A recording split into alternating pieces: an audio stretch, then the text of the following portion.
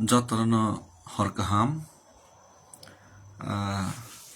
kanani update runner bagi tabuk Facebook live में फाइका। तो कल का अपडेट देने के लिए मैं फेसबुक लाइव में आया हूँ। कल सुबह हम लोग 7 बजे तक हम लोग ओमसो मैदान एरिया से हम लोग अपना 4th मार्च कल का सुबह का स्टार्ट करेंगे और उसके बाद आखिर में हम लोग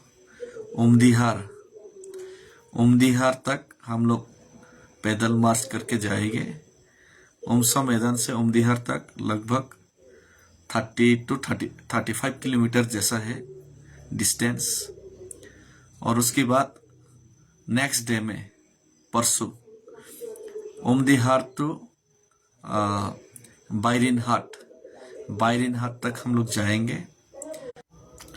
और उसके बाद बायरिन हाट से हम लोग 25 तारीख को हम लोग जोरबाट से होकर हम लोग आसाम में एंटर करेंगे। और हम लोग कोशिश कर रहे हो कि आसाम में जब हम लोग एंटर करूंगा जोरबाट के थ्रू आसाम में पहले एंटर होते बोरोलैंड गेस्ट हाउस से बोरोलैंड गेस्ट हाउस में हम लोग ठहरने का कोशिश करेंगे 25 तारीख को। और हमने हमारा सर मुक्तेश्वर कैंपराय जी से भी मैं बात कर रहा हूँ और पुलेन देबर्मा सर और बहुत सारे लोगों से बातचीत हो रहे। तो 25 तारीख को हम लोग शायद 12 बजे तक शायद हम लोग आसाम में एंटर कर जाए और बोरोलैंड तक पहुंच जाए, बोरोलैंड गेस्ट हाउस तक पहुंच जाए। तो उसके बाद फिर से हम लोग गुवाहाटी होकर हम लोग अपना पैदल रास्ता अगला प्रोग्राम हम लोग बनाएंगे। और जो भी आसाम और गुवाहाटी में हमारा साथ जो भी भाई बहुत सारे मणिपुरी लोगों ने कॉल किया, बहुत सारे हमारा कार्बी भाई बोरो भाई भी कॉल किया। और जितना भी तिपरासा लोग जो लोग भी हमारे इस मूवमेंट ये जो मुहिम अगरतला तो दिल्ली तक का 4th March protest against illegal migration and in favour of Tiprasa accord implementation और ग्रेटर तिपरालैंड, इसमें जो भी जोड़ना चाहेगा आप लोग आ सकते हैं। और जोरबाट तक उसका अंदर भी आप लोग आ सकते हैं जो लोग हमारा मार्च में हम लोग सोलिडेरिटी और सपोर्ट करना चाहते हैं। तो इसीलिए ये अपडेट सब लोग को दे रहा हूँ। और दूसरी बात सब लोग आप लोग सोचिए, आज हमारा 2 विधायक, एक MLA रंजीत देबर्मा सर जी और हमारा जानकारी का मुताबिक MLA रंजीत देबर्मा सर जी और MLA फिलिप रियांग भैया ने प्रश्न पूछने का कोशिश किया और प्रश्न पूछने के लिए अध्यक्ष के सामने अपना प्रस्ताव भी रखे थे, कागज भी रखे थे, लेकिन दोनों ही रिजेक्ट कर दिया गया। दो विधायक का इलीगल माइग्रेशन को ये चीज को लेकर सवाल करने का अधिकार तक त्रिपुरा का विधानसभा में नहीं। तो आप लोग सोच के देखिए कितना कंट्रोल, कैसे कंट्रोल कर रहे हैं। तो ये सब चीज हम लोग को ध्यान में रखना पड़ेगा कि कितना हम लोगों को दबा के रखने का कोशिश किया जा रहा है। डेमोक्रेटिक कंट्री में रह के भी, डेमोक्रेटिक कंट्री का राज्य स्टेट